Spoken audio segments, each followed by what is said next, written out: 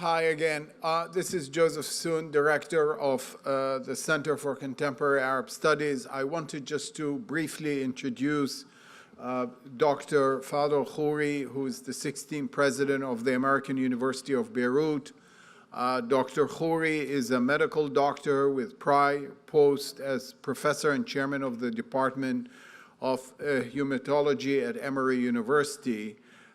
Dr. Khuri actually gave the opening address at the 2018 Druze Conference in Beirut, and CCAS has a long history of cooperating with AUB, and we are really truly proud to continue this tradition throughout this conference and through the work of Makram Rabah, who has been fundamental in this endeavor. And we hope to continue this cooperation between us. Dr. Khuri, welcome, and look forward to your comments. Thank you, Dr. Sassoon. Thanks to Makram Rabah for inviting me, and greetings from Paphos, Cyprus, where the American University of Beirut is planning to launch a new university this late summer.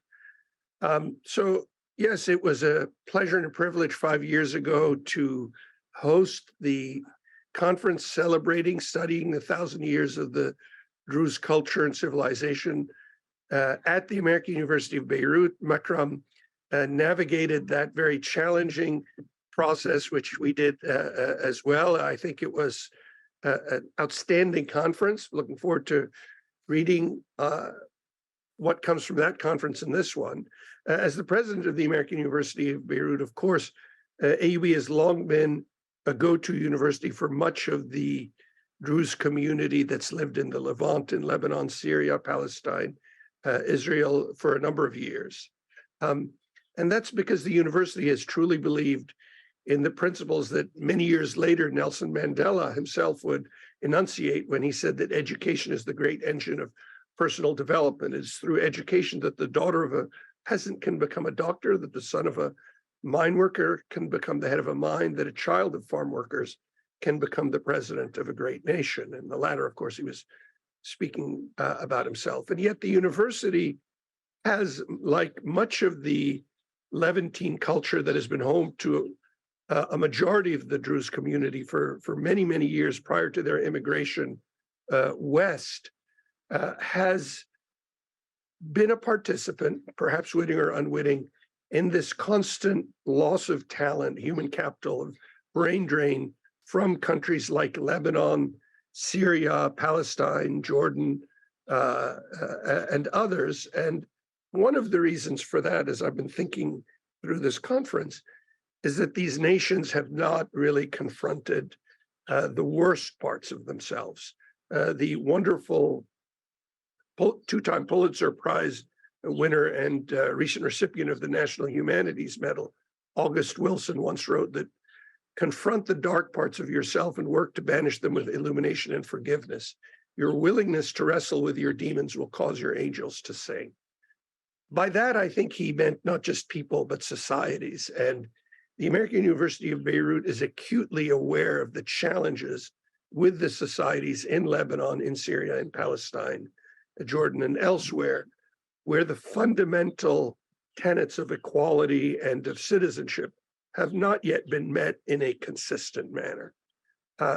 However, I am happy to say that perhaps some of you may think me delusional, but you'll have to remember that I'm at least for many years, was a thoracic and head and neck oncologist. I treated lung and head and neck cancer with increasing success over the decades.